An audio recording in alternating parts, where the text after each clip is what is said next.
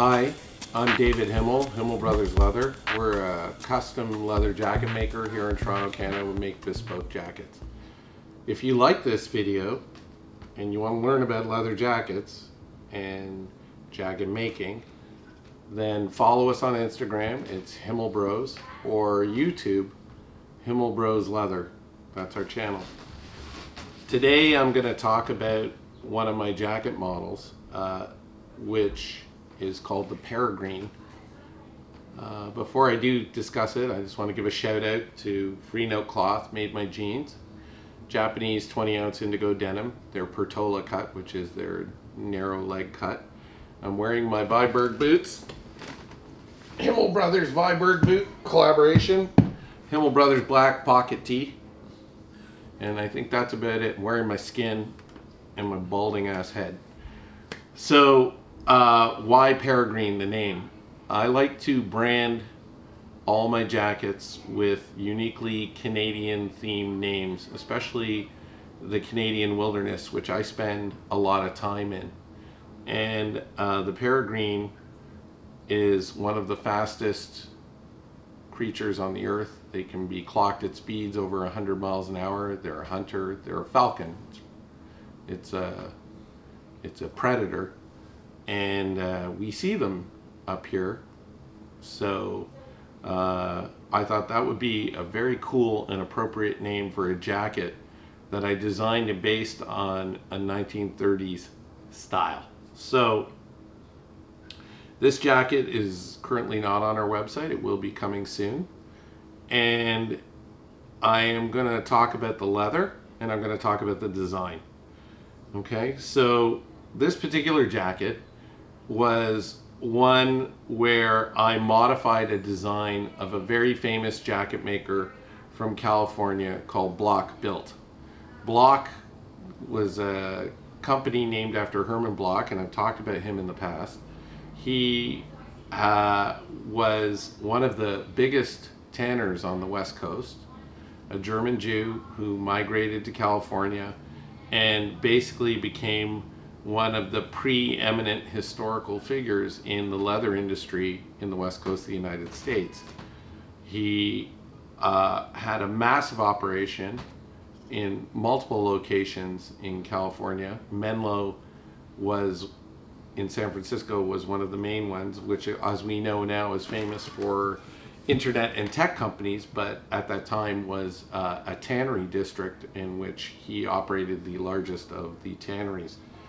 So as an offshoot, or what we call vertical integration, companies would often produce leather, but then realizing that having control of selling the end product was a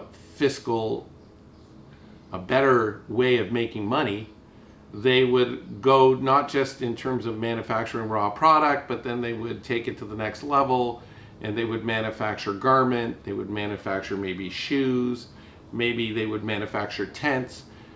In the early days of North American capitalism, doing all this locally without distribution channels, without shipping, without roads, actually helped you build a massive empire in which you could not just produce the leather, but then you could produce the garment, then you could produce the tent, then you could produce. So if it was a tent, it might need leather on the corners.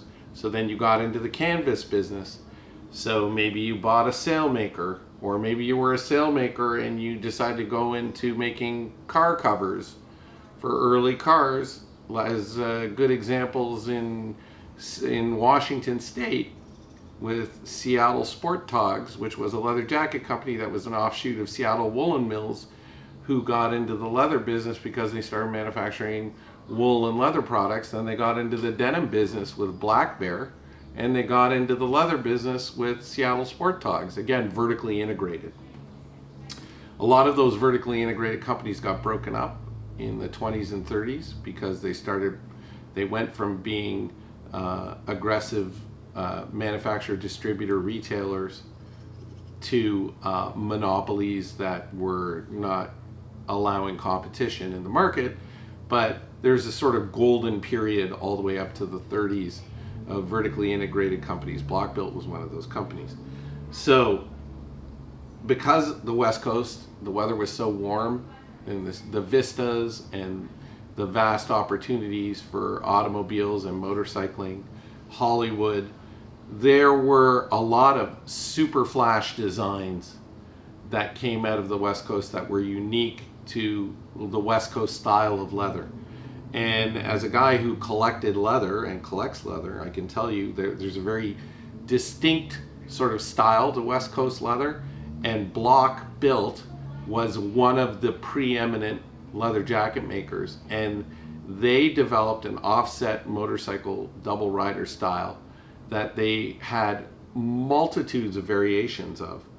I have seen almost 50 different versions of their motorcycle double rider style. And I picked one from my collection and then modified it and modernized it to create what I think is sort of an epic adventurer's motorcycle style crossover jacket. So it's got a little bit of a formal quality, but it inherently imbues all the great characteristics of an early block built jacket. The Peregrine is this jacket. So first I'm going to talk about the leather. This jacket is one of the few jackets I make with an American steer hide that I get out of Texas. And as is typical in a lot of early 30s jackets, you get two-tone jackets. They were sort of sophisticated yet flashy. They were a little bit of, when you were flashy in this period where everybody tried to look the same or certainly dressed to their class, if you were wearing a motorcycle jacket in this period, you were kind of like a fuck you, kick-ass kind of guy. And to have a two-tone motorcycle jacket would be a real, you know, I'm a peacock kind of deal, like total flaneur shit. So a guy wearing a two-tone jacket would be making a real statement that they were quite a character and probably attract a lot of attention, possibly a lot of negative attention. Hard to say. But you see in the 30s a real subtle kind of two-tone jacket, like a brown on brown. So I took this American steer hide, which is a chrome tan steer hide. It's one of the few chrome tan leathers we have, and it has a waxy finish, and I used it for this jacket. Now what's interesting about the steer hide is, even though it's thick, because it's chrome tan, it's extremely bendy from the get-go. So it doesn't have the same characteristics as a veg tan leather in that it's strong and it's bendy and it has a good weight to it.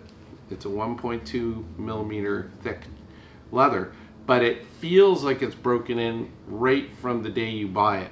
So this would be a leather that you might pick from us if you didn't want to go through the real trouble of breaking in a jacket and you wanted it to look a little bit old right from the get-go. So it's still a top grain leather, meaning it's uncorrected, but it has this waxy finish and this uneven aniline sort of semi-pigment, so it's half paint, half dye finish.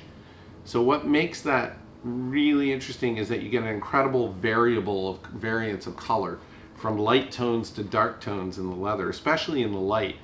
And you have this sort of walnut brown with a slightly mid-brown variance in the two-tone leather, and it's a really effective and beautiful combination.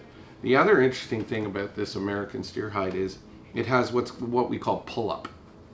So pull-up is when you hot stuff oil, or you put oils back into a leather to sort of make it have a softer hand or a feel. That not only gives the leather weight, but those oils, if you use a sort of malleable one, they'll move around in the leather, and when you bend or pull that leather, it gets lighter because the oil moves out of the fold. And that can often imitate or create a sort of aging feel or look to the finish of the leather. You see it a lot more in shoes and bags than leather jackets, but this leather has a very slight pull-up to it, so it creates a sort of aged effect, the way you might get on a really nice leather upholstery. So we use this waxed, oily pull-up leather for the jacket. I'm just going to show you what it looks like. I don't know if the light captures it really well, but you can see that both the lighter brown and the chestnut brown have that sort of pull-up quality and that age quality. This is a new jacket. This is not one that was worn hundreds of times. So again, if you were looking for that bendy quality or that feeling that a jacket perhaps had a little bit of aging, this is the leather for you. So now I'm just going to briefly talk about the design of this jacket. As you can see, it's an offset zipper. That means that the zipper angles off from the right side of the jacket here down to the left. This was an early motorcycle jacket design. Part of it was to protect from the wind. There's a big leather flap under here so that the wind doesn't go up into the jacket. And part of it was so that you could create this cool double collar. So that's a double pointed collar. Now, in early jackets, when you have this long ovular shape around the neck, we call that a W collar because it literally almost creates the shape of the letter W here. And that's very typical of early jackets. Later jackets, the collars got tighter, but these early jackets were really designed so that when you were riding, if you zipped up the whole jacket, it just kept your neck sealed. And in order to create the pattern to do that seal when you zip up the jacket, you had to create a sort of ovoid neck hole, and it created this W type shape. So it's a very cool shape, very typical of a early 30s jacket. Now, another nice feature on this jacket is the D pocket or the gun pocket. And on the original jacket, this pocket was very typical as a practical way of storing stuff on the front of a jacket so that it didn't get in behind because you wanted your jacket tight fitting. And the body here is quite tight fitting. So you have this map pocket or gun pocket where you would store your gun. Then you have this little zipped, what we call cigarette pocket or ammunition pocket. And in this particular jacket, which I borrowed from the original block built, there's an actual pen pocket where you would put your pen or pencil right there. So, or maybe a cigar, whatever you wanted. So this is a really cool feature. That pocket is slightly angled on the jacket so that it fits in quite nicely. And as you can see, it's quite a good looking two-tone color combination. You've got this sort of tubular sleeve with the closure button here on the wrist, but as you can see, it's quite a generous cuff. And that again was more part of that sporty jacket design of the 30s rather than having that shaped elbow style that came out of the more aggressive racer jackets. So this jacket would have been something you would have rode in, but simultaneously you might walk around in and feel like you were wearing something cool and a little bit formal. And again, characteristic to the block built design, they put this very unique vented gusset in the back of the arm, which is an early design example of a prototype for a bi-swing back. So in modern jackets, you would get a gusset or a vent right behind the arm, and in this case they tried an experiment and put this expansion gusset right in on the arm so that when you put forward it gave you a little bit of room, and also when you were forward it opened up the vents so that you could get a little bit of circulation in there. I think it's a cool design feature. It doesn't work particularly well. And then of course we have the vented back. As you can see, that opens up when your arms move forward, and that was an expansion gusset.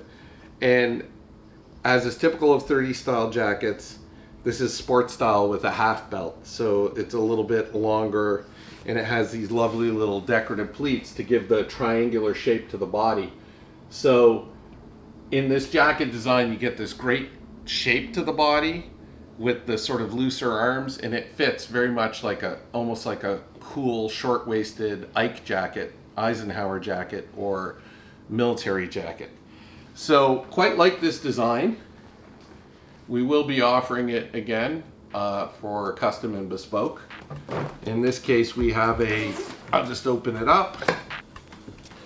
As you can see, there's that generous wind flap, and we offer it with I believe it's a Stewart flannel. And this is just one of the many liners. that we offer at Himel Bros when you order a bespoke jacket.